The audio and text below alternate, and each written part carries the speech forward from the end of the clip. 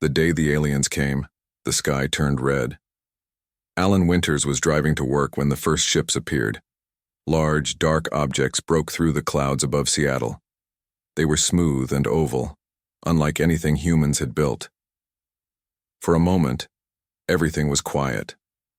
Then beams of bright blue light shot down from the ships. Buildings crumbled. People screamed and ran. Alan pulled his car to the side of the road. His hands shook as he watched the city he loved burn. His phone rang. It was his boss at the military base. "Get here now," his boss said. "We need everyone." 3 days later, Alan stood at the edge of what used to be downtown Seattle. The smell of smoke and dust filled the air. Where tall buildings once stood, there were only piles of broken concrete and twisted metal. Thousands were dead. Millions more across the world had died when the aliens attacked other cities at the same time. The aliens called themselves the Zeraxians. They sent messages to Earth's governments after the attacks. They said they were part of something called the Galactic Council, a group of 27 alien species that ruled this part of the galaxy. They said humans were too violent and dangerous to join their council. The attack was to weaken Earth before humans could become a threat.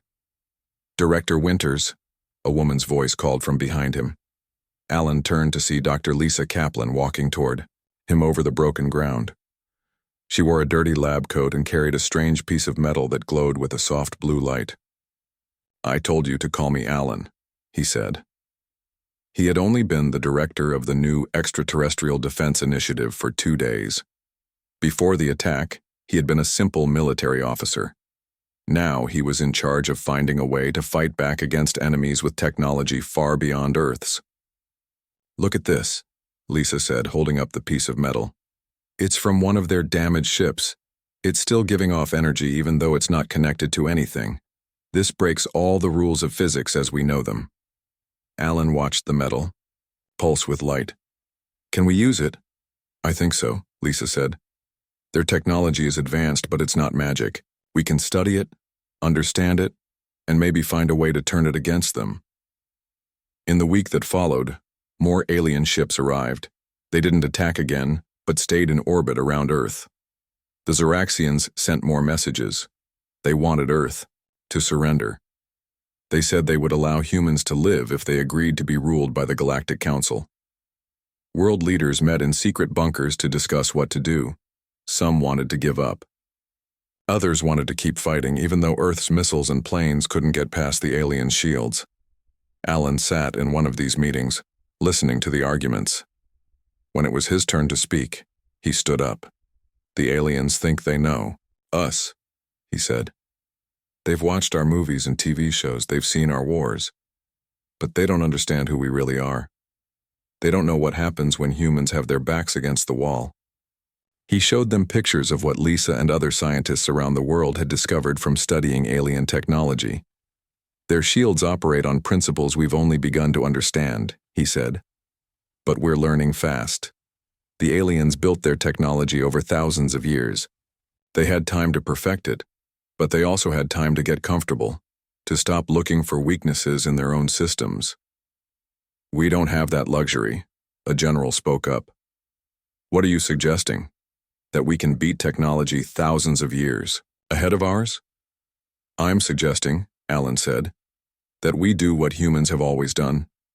We adapt. We find a way. The aliens think they're dealing with primitive beings who will either give up or die fighting. Let's show them how wrong they are." The leaders voted to resist. Alan was given authority to coordinate Earth's defense efforts. He brought together the best scientists, engineers, and military minds from around the world. Lisa's lab became the center of research into alien technology. Every piece of debris from damaged ships was brought to her. She worked day and night, sleeping only a few hours before returning to her studies. 1 month after the attack, Lisa called Alan to her lab. Her eyes were red from lack of sleep, but she was smiling. "We've figured out how their shields work," she said. She showed Alan a complex diagram on her computer screen. "Their shields aren't solid barriers," she explained in simple terms. "They're energy fields that vibrate at certain frequencies. If we can create a weapon that hits the exact opposite frequency, we might be able to cancel out the shield." Like how noise-canceling headphones work? Alan asked. Exactly, Lisa said, but much more complex. In another part of the facility, Samantha Reed was making her own breakthrough. Before the attack, she had been a software engineer at a big tech company. Now she was trying to understand alien computer systems. Their computers use quantum principles, she told Alan during his daily check-in. They can process information faster than anything we've built, but I've found patterns in their communication signals. Samantha believed she could create a virus that might infect alien systems. It wouldn't be easy, but it was possible. Day by day, piece by piece, humans began to understand their enemy. The aliens had made one critical mistake. They had underestimated human determination and creativity. 2 months after the attack, Alan received word that the Zoraxians wanted to meet. They sent a small ship down to a field outside the ruins of Washington, D.C. Alan was selected to represent Earth. The alien that stepped out of the ship looked almost like a tall, thin human, but with blue skin and 4 arms. It spoke through a translation device. "Your resistance is impressive but futile," the alien said. "The Council has decided to give you one final chance to surrender peacefully. If you refuse, we will be forced to take more drastic measures." Alan looked into the alien's 3 large eyes. "We have a message for your Council," he said. "You should have gotten to know us before you attacked. You should have tried talking first because now you've awakened something you don't understand." "Threats will not help you," the alien said. "It's not a threat," Alan replied. "It's a promise. Humans don't give up. We don't surrender. And we're much smarter than you think. You've started a fight you don't know how to finish." The alien seemed confused by Alan's confidence. It returned to its ship and left. That night, Alan met with Lisa, Samantha, and the other project leaders. "We need to work faster," he said. "The next time they come, it won't be to talk." As they left the meeting, Lisa walked beside Alan. "Do you really think we can win?" she asked quietly. Alan looked up at the night sky where alien ships hung like new stars. "I don't know," he said honestly. "But I know we're going to make them regret ever finding Earth." In labs and workshops around the world, humans worked through the night. The counterattack was taking shape. The Galactic Council had no idea what was coming. 1 year after the first alien attack on Earth, representatives from 17 species gathered in New York City. The United Nations building had been rebuilt, larger than before. Its main hall was specially designed to accommodate beings of different sizes, atmospheres, and physical needs. Alan Winters stood at the entrance, greeting each delegation as they arrived. Some came in environmental suits. Others looked almost human. All had chosen to break away from the Galactic Council's control. "Welcome to Earth," Alan said to each group. "Thank you for joining us." This meeting was historic. For thousands of years, the Galactic Council had ruled this part of the galaxy. Now a new group was forming, the Coalition of Equals. Inside the hall, the alien representatives mingled with humans. They shared stories, compared cultures, and discussed technologies. There was an energy in the air, a feeling of possibility, that many species had not felt in generations. Dr. Lisa Kaplan led a group of scientists from various worlds. They had set up displays showing technologies that Earth was willing to share. Medical devices, agricultural systems, and communication tools that the Council had either forbidden or controlled tightly. "This breaks all the rules we were taught," said a Tari scientist, examining a quantum communication device that humans had improved. "The Council told us only certain technologies were safe to develop." "We believe knowledge should be shared," Lisa replied. "Each species can decide how to use it responsibly." Across the room, Samantha Reed was demonstrating Earth's advanced computer systems to representatives from the Synaptic Enclave. The Synaptics, with their large brains and natural ability to process information, were especially impressed by human coding methods. "Your approach is unorthodox," one Synaptic said, his head pulsing with blue light as he thought. "But extremely effective. You accomplish with creativity what we try to solve with pure processing power. Different paths to the same destination, Samantha said. That's what the coalition is about. Commander Greg Harrison was speaking with military representatives from several species. They were not planning for war, but discussing how to defend coalition worlds if the Council decided to attack. We don't want conflict, Greg told them, but we need to be prepared. The Council still has powerful weapons and many ships. They are slow to act, though, said a former Zoraxian military officer who had joined Drelkon's faction. They debate endlessly while we move forward. The most surprising guest arrived last. Elder Zathan of the Progenitors entered the hall alone. The room fell silent as the ancient being walked toward Alan. Progenitors rarely left Nexus Prime. For one to come to Earth was unprecedented. Ambassador Winters, the Progenitor said through its translator, I come not as a representative of the Council, but as an observer. These changes in the galaxy are significant. We're honored by your presence, Alan said, bowing slightly. Please join us. As the meeting began formally, Alan took the podium. 1 year ago, aliens appeared in our skies. They attacked without warning, killing millions. They told us we were too dangerous, too violent to join the galactic community, Alan paused, looking around the room. They were wrong about us, not because humans aren't capable of violence, we are, as our defense proved, but because they judged us without knowing us. They saw only what they feared, not who we truly are. Representatives nodded or made gestures that their species used to show agreement. The Galactic Council has ruled through control for thousands of years, Alan continued. They decide which technologies are permitted, which species deserve respect, which cultures can flourish. But we believe there is another way. Alan explained the principles of the coalition. Each species would remain independent. Technology and knowledge would be shared freely. Decisions would be made by consensus, not by the strongest few. We don't seek to destroy the Council, Alan said.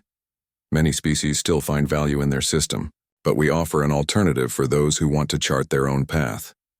After Alan spoke, representatives from other species shared their stories. The Elorians told of art forms they had been forbidden to develop because they used unauthorized materials. The Tari described how their society had stagnated under Council restrictions.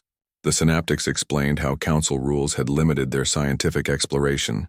Even Drelkon, representing the faction of Zoraxians who had broken with their leadership, spoke about the hunger for change among younger members of his species. For too long, we have been told that control leads to safety, he said, but we have seen how it leads to stagnation instead. Throughout the day, they discussed practical matters, how to establish trade routes that avoided Council space, how to share technologies safely, how to resolve disputes between members. As evening approached, Elder Zathan asked to speak. Alan was surprised but welcomed the Progenitor to the podium.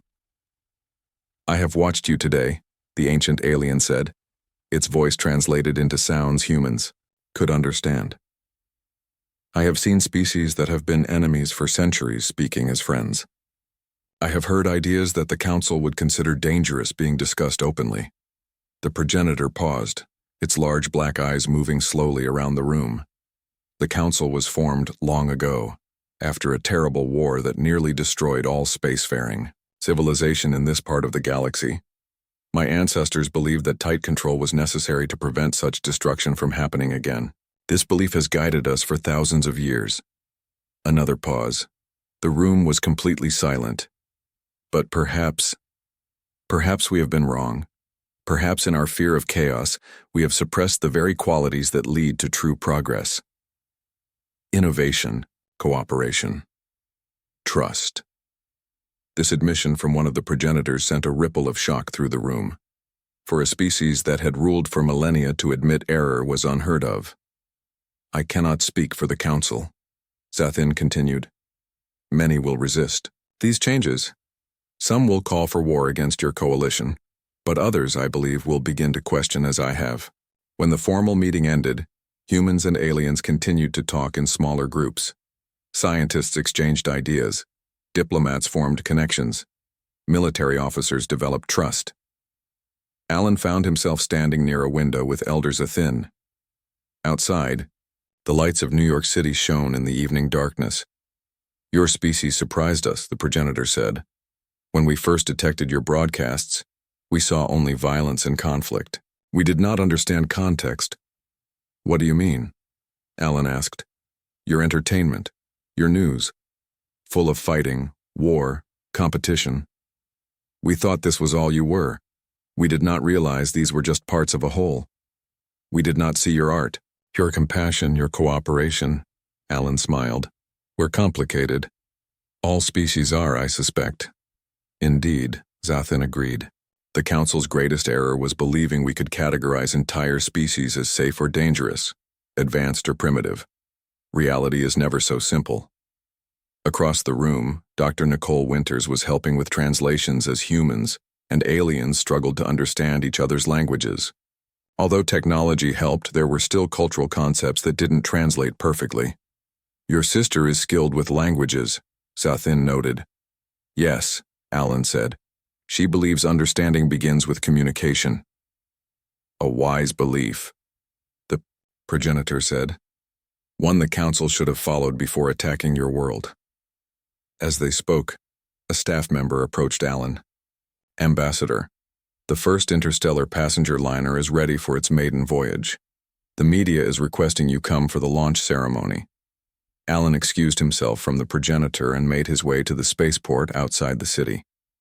The ship was called Unity, a fitting name for this moment in history. It would carry tourists, scientists, and diplomats from Earth to Elorian space, the first civilian vessel to make such a journey. Greg Harrison joined Alan at the ceremony. Quite a day, the commander said. From fighting for survival to launching. Tourist trips to the stars. All in 1 year. It's been a remarkable year, Alan agreed. As they watched the Unity lift off, its lights bright against the night sky, Greg asked, Do you think the Council has truly learned its lesson? Alan considered the question. Some have, like Zathin. Others will resist change. The galaxy is entering a period of transformation, and that's never easy. Are we ready for it? Greg wondered. Humans, I mean. We've barely figured out our own problems on Earth, and now we're helping reshape galactic politics. Maybe that's why we can help, Alan suggested. We know what it means to struggle with differences, to make mistakes, to learn and grow. We haven't forgotten how to change. After the launch, Alan returned to the United Nations building. Many of the representatives were still there, forming connections that would last for years to come. He spotted Lisa deep in conversation with scientists from 3 different worlds. Samantha was showing a group of aliens Earth's music and art. Nicole was teaching a young Elorian some English phrases. Drelkon approached Alan. Your coalition is already stronger than the Council realizes, the Zoraxian said. They still think in terms of weapons and ships. They don't understand the power of willing cooperation. Will they attack us? Alan asked directly. Some want to, Drelkon admitted. But others now fear the consequences. Your counterattack showed them you are not easy targets. And with each species that joins you, war becomes more complicated for them. 3 weeks after the explorer left Earth, the Galactic Council gathered on their capital world, Nexus Prime. The council chamber was a massive room built inside an orbital station. The walls showed views of space and the planet below. Representatives from all 27 species sat in seats arranged in a half-circle. The 3 dominant species, Zoraxians, Arcturians, and progenitors, had larger seats in the center. Elder, Zathin of the progenitors spoke first. We face an unprecedented situation, it said. Its voice was calm, but its black eyes showed worry. The humans have advanced more quickly than any species we have encountered. Imperator Krelvor of the Zoraxians stood up. He was tall and blue-skinned, with 4 strong arms. The solution is simple, he said. We must use our planet killers, destroy Earth completely, end the threat now. Many representatives gasped. Planet killers were the most powerful weapons the Council had. They could destroy an entire world in minutes. They had only been used twice in the Council's long history. That is excessive, said a representative of the Elorians. She was slender, with golden skin that seemed to glow. Humans defended themselves after we attacked them without provocation. They showed restraint by disabling our ships without destroying them. Restraint? The Zoraxian shouted. They humiliated the Council. They stole our technology. Now they have built their own FTL ships. How long before they spread throughout the galaxy, challenging our authority everywhere? The debate grew heated. Some species supported the Zoraxians' call for extreme measures. Others argued for a diplomatic solution. The Arcturians, who had lost many ships in the human counterattack, wanted revenge. The Synaptics, known for their scientific minds, were more interested in studying how humans had adapted alien technology so quickly. We should consider, said the Synaptic representative, his large head pulsing with blue light as he thought, that humans might offer valuable contributions to our collective knowledge. Their ability to innovate is remarkable. Innovation leads to chaos, countered an Arcturian. The Council's purpose is to maintain order and stability in the galaxy. We control technological development for good reason. Unknown to the Council, their entire debate was being recorded. The virus Samantha Reed had created still lurked in their network.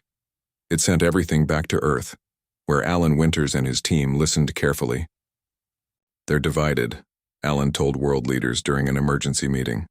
Some want to destroy us. Others are curious about us or even sympathetic.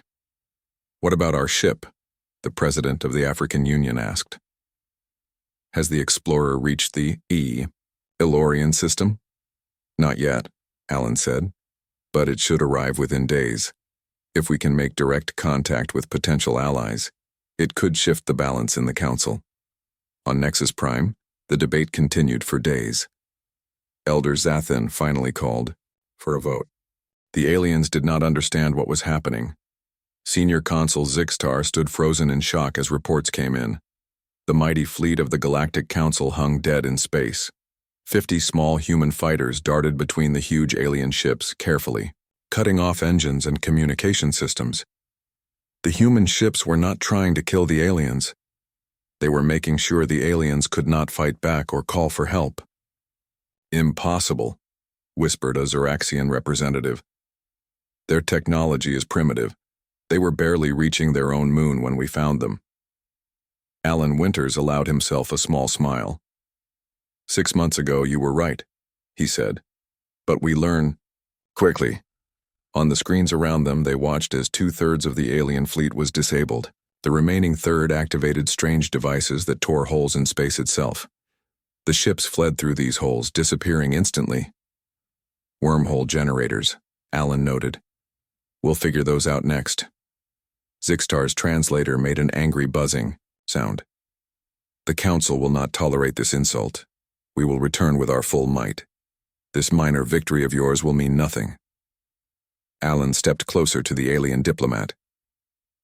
Let me explain something about humans, he said. We don't want to fight you. We never did. You attacked us without warning. You killed millions of our people. All we've done today is show you that we can defend ourselves. Your species is violent and dangerous, another alien said. The Council was right to try to control you. We are what we need to be, Alan replied. Today, we needed to be warriors, but we could have been friends. Commander Greg Harrison's voice came through on Alan's earpiece. All targets neutralized. No casualties on our side. Minimal casualties among the aliens. Thank you, Commander, Alan said. Then to the aliens. Your people on the disabled ships are safe. We've made sure their life support systems still work. The aliens looked confused by this. One of them, a small green being with large eyes, spoke up. If our positions were reversed, we would have destroyed your vessels completely. That's the difference between us, Alan said. We don't want to destroy you, we want you to leave us alone. Now shall we discuss new terms? The diplomatic meeting continued, but everything had changed. The aliens no longer made demands. Instead, they listened as Alan outlined Earth's conditions. First, all Galactic Council forces would withdraw from the solar system. Second, Earth would be recognized as sovereign territory, not subject to Council rule. Third, humans would be allowed to develop their technology without interference. This is unacceptable, Zixtar said. No species is allowed to remain outside Council oversight. You've seen what 50 of our fighters can do against your fleet, Alan said. Would you prefer to see what our full military can do now that we understand your technology? The aliens reluctantly agreed to bring Earth's terms back to the full council. Their diplomatic vessel was allowed to leave, carrying news of the shocking defeat. That night, Alan met with his team in their underground facility. Despite the victory, no one was celebrating wildly. They knew this was just the beginning. What do we do with the captured ships? Lisa asked. Study them, Alan said. Learn everything we can. They'll be back, and we need to be ready. Samantha Reed was already working with the massive amount of data her virus had stolen from the alien network. I found something interesting, she said, pointing to her screen. The Galactic Council isn't as united as they want us to think. Several species voted against attacking Earth. They believed we should have been contacted peacefully first. Potential allies? Alan asked. Maybe, Samantha said.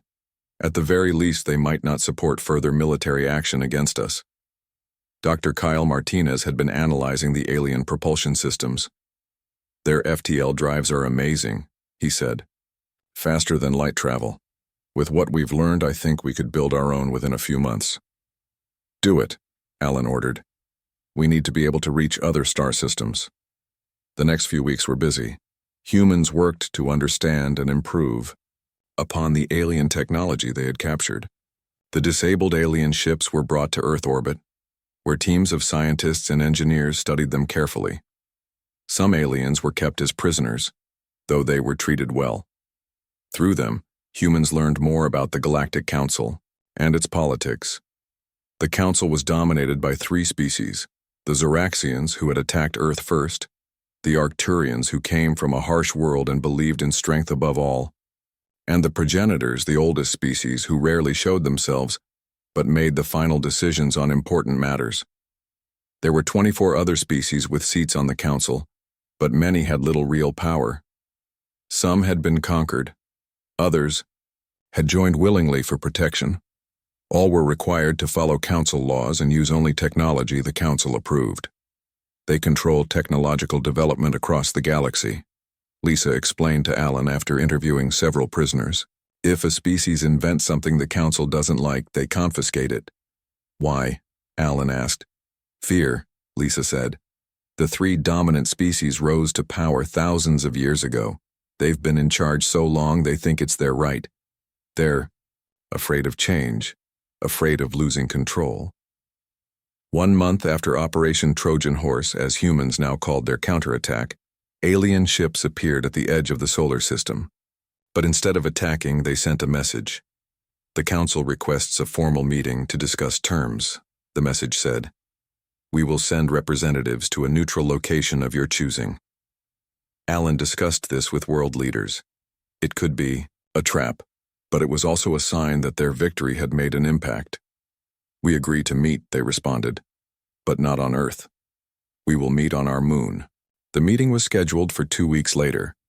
During that time, humans worked even harder to prepare. New weapons were built, more Wasp fighters were constructed, and most importantly, Dr. Martinez's team made progress on their own FTL drive. It works, he told Alan the night before the Council representatives were due to arrive. We've tested it on a small probe. We can reach Alpha Centauri in less than an hour. Alan smiled. Excellent work. Keep it secret for now. We don't want the Council to know how fast we're advancing. The next day, Alan and a small team traveled to the moon. A base had been built there using alien technology found in the captured ships. Inside a dome with Earth-like atmosphere, they waited for the Council representatives to arrive. 3 ships landed outside the dome. From them emerged aliens representing the dominant species of the Council. The Zoraxian and Arcturian representatives Alan had met before. But the third alien was new. It was tall and thin, with pale, almost transparent skin. Its eyes were large and completely black. This was a progenitor, one of the oldest and most powerful beings in the galaxy. I am Elder Zathin, it said through its translator. I speak for the Council's highest authority. Alan bowed slightly. Welcome to Earth's moon. The meeting began formally. The aliens no longer demanded surrender, but they still wanted restrictions on human development. Humans would be allowed to keep their independence, but they would not be permitted to build certain types of weapons or travel beyond their own solar system. These terms are not negotiable, Elder Zathin said. They are for the safety of all species in council space. Alan looked at the alien calmly. I'm afraid those terms are not acceptable to Earth. You have seen only a small fraction of the Council's true power, the progenitor warned. The ships you disabled were a minor fleet. And yet you're here talking to us, Alan pointed out. If you were so confident in your military superiority, why negotiate at all? The alien was silent for a moment. Then it said, We prefer to avoid unnecessary conflict. So do we, Alan said. But we will not accept limits on our development or exploration. Earth has its own path to follow. The negotiations continued for hours, with neither side willing to give in on key points. Finally, Alan decided to show their hand. Perhaps you should know, he said, that during our last encounter, we acquired complete technical specifications for your ships, weapons, and communication systems. We've already built our own FTL drive. By this time next year, human ships will be able to reach any system in Council space. The aliens looked alarmed. The Zoraxian leaned toward the progenitor and whispered something, but Alan's team had learned enough of their language to understand. They are advancing too quickly, the Zoraxian said. We must take stronger action. Alan continued as if he hadn't heard. We've also identified several species within the Council who might be sympathetic to our position. Species who joined you for protection, but might prefer a different arrangement. This was a calculated risk. Samantha's data had revealed divisions within the Council, but contacting other alien species would take time. Still, the bluff worked. The progenitor's posture changed. What are you suggesting? It asked. A new type of relationship, Alan said. Not as rulers and subjects, but as equals. Earth will remain independent. We will develop our technology as we see fit. But we're willing to establish trade and diplomatic relations with the Council and its member worlds. Unacceptable, the Lydides Arcturian said immediately, but the progenitor held up a long, thin hand. What guarantees do we have that humanity will not become a threat to galactic peace? 6 months passed since the aliens first attacked Earth. The world had changed. Cities were still in ruins, but humans were not broken. In secret bases deep underground, they worked on what they called Project Phoenix. Alan Winters walked through the main lab of the Nevada facility. This used to be a place where the military tested weapons. Now it was the heart of Earth's plan to fight back against the aliens. How's progress? Alan asked Lisa Kaplan. The scientist had bags under her eyes. Like most people working on Project Phoenix, she slept little. Better than we hoped, Lisa said. She pointed to a strange device on her workbench. It looked like a mix of Earth technology and alien parts. We've figured out how to disrupt their shield frequencies. In theory, this small device could take down the shields of an entire alien ship. In theory? Alan asked. We can't test it against a real ship yet, Lisa said. But all our simulations show it should work. In another part of the base, Samantha Reed was working with Dr. Kyle Martinez. Samantha had been a software engineer before the attack. Kyle was a physicist who studied quantum mechanics. Together, they had made a breakthrough in understanding alien computer systems. Show me, Alan said when he visited their lab. Samantha pointed to a screen where strange symbols flowed like water. This is their communication code, she said. It took us months to understand it, but now we have something that might change everything. She pressed a button, and the symbols on the screen turned red and began to break apart. What am I looking at? Alan asked. A virus, Kyle explained. But not like computer viruses we have on Earth. This is a quantum virus. It can spread through the aliens' network faster than they can stop it. What will it do to them? Alan asked. 3 things, Samantha said, holding up 3 fingers. First, it will copy all their technical information and send it to us. Second, it will shut down their shields. Third, it will mess up their weapons so they can't aim properly. Alan nodded, impressed. How do we deliver it? That's the hard part, Kyle admitted. We need to get it into their main network somehow. In a third area of the base, Commander Greg Harrison was working with pilots and engineers. They had taken Earth fighter jets and added alien technology to them. The new ships were smaller than alien vessels, but much faster and more agile. We call this one the Wasp, Greg told Alan, slapping the side of a sleek black aircraft. It has elements of their propulsion system that we reverse engineered. It can fly in space and in air, and it's armed with weapons based on Lisa's research. Who will fly them? Alan asked. Greg smiled. We found that video game players and drone operators adapt quickly to the controls. Their reflexes and eye-hand coordination are exactly what we need. By the 8th month after the attack, Project Phoenix had sites in several countries. Humans shared all discoveries freely. There was no time for secrets or competition when the survival of the species was at stake. The Zoraxians had come back 3 more times to demand surrender. Each time, Alan or another human representative had stalled for time. The aliens were getting impatient. Their ships moved closer to Earth. Sometimes they would destroy a small town or military base as a warning. We need to be ready soon, Alan told his team during a global video meeting. Our sources say they're planning a second major attack. These sources were small spy drones that humans had managed to attach to alien ships during diplomatic meetings. The drones couldn't get past alien shields, but they could listen to communications and report back. We're close, Lisa said, but we still need to solve the delivery problem for the virus. The answer came from an unexpected place. During a routine diplomatic meeting, the aliens mentioned something new. The council has decided to be merciful, the Zoraxian representative said to Alan. We will send our diplomatic vessel to Earth next week. If you agree to surrender, we will spare most of your major population centers. Alan pretended to consider this. We would need to discuss terms in detail, he said. How many representatives will come on this vessel?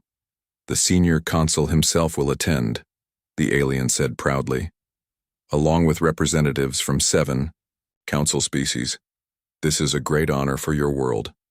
Alan nodded seriously, hiding his excitement. This was the opportunity they had been waiting for. As soon as the alien left, Alan called an emergency meeting. They're sending a high-level diplomatic ship, he told his team, with representatives from multiple species. This ship will be directly connected to their main network. Samantha's eyes widened. If we can get our virus onto that ship, it could spread to their entire fleet, Kyle finished. Over the next week, humans prepared frantically. The alien diplomatic vessel, called the Harmonious Accord, would land in a field outside the rebuilt United Nations headquarters. While Alan and a small team would meet with the aliens, the real plan would unfold in secret. The day before the ship was due to arrive, Alan met with his key team members. One last time, he said. Let's go through the plan. Samantha spoke first. While you keep the aliens busy with diplomatic talk, my team will use a hidden transmitter to upload the virus to their ship's systems. The virus is designed to look like routine diplomatic data, so their security shouldn't block it. Greg continued. Meanwhile, my pilots will be on standby in the Wasp fighters. We've built 50 of them. Once the virus activates and their shields go down, we launch. Remember, Alan said, we're not trying to kill them all. Target their engines and communication arrays. We want to disable their fleet, not destroy it. What about their homeworlds? Lisa asked. Alan shook his head. That's not the plan. We're defending Earth, not starting a war of extermination. Once we have them disabled, we can negotiate from a position of strength. On the day of the meeting, the alien ship descended from the sky. It was beautiful in a strange way, with smooth lines and glowing blue lights along its hull. It landed gently on the field, and a door opened in its side. Alan and his diplomatic team walked forward. Behind them, hidden in various buildings, Samantha's cyber team and Greg's pilots waited for their signals. The alien that stepped out first was taller than the Zoraxians Alan had met before. It had purple skin and 6 limbs. Around its neck was a device that translated its speech. I am Senior Consul Zixtar of the Arcturian Hegemony, it said. I speak for the Galactic Council in this matter. Welcome to Earth, Alan said, bowing slightly. We are honored by your presence. The alien seemed pleased by Alan's respectful tone. Perhaps your species can learn proper behavior after all, it said. More aliens emerged from the ship. Each looked different from the others. Some had scales, others fur, some had many eyes, others none visible at all. They were the representatives of the most powerful species in this part of the galaxy. Shall we begin our discussions? Alan asked, gesturing toward the United Nations building. As they walked, Alan asked many questions about the Council's history and structure. Each question was carefully designed to keep the aliens talking while giving away little about human plans. In a secured room beneath the building, Samantha watched data flow across her screen. Connection established, she whispered into her communicator. Uploading virus now. The aliens, unaware of what was happening, continued their lecture on how Earth would be governed after surrender. They spoke of resource extraction and population control. Some humans would be allowed to visit other worlds, they said, but only under strict supervision. Your species may eventually earn a junior place in the Council, Zixtar said, in perhaps 1,000 years. Alan nodded and asked more questions. His earpiece vibrated once, the signal from Samantha that the virus was in place. Before we continue, Alan said, perhaps we could take a short break. Our diplomatic customs include offering refreshments to honored guests. The aliens agreed, seemingly flattered by what they saw as humans trying to use proper protocol. During the break, Samantha's voice came through Alan's earpiece. Virus is spreading through their network. It's working better than we expected. We already have access to their technical database. Shield deactivation will begin in 5 minutes. Alan rejoined the aliens with a tray of water and fruit. Thank you for your patience, he said. Suddenly, an alarm sounded from the diplomatic ship. One of the aliens received a message through its own communication device. Its eyes widened. What treachery is this? It demanded. We should return to our vessel immediately, Zixtar said. Alan dropped the diplomatic act. I wouldn't bother, he said. Your ship's systems are compromised, and your fleet is about to be in serious trouble. High above Earth, the shields on, the alien vessels flickered and died. Their weapon systems showed false targets or wouldn't respond at all.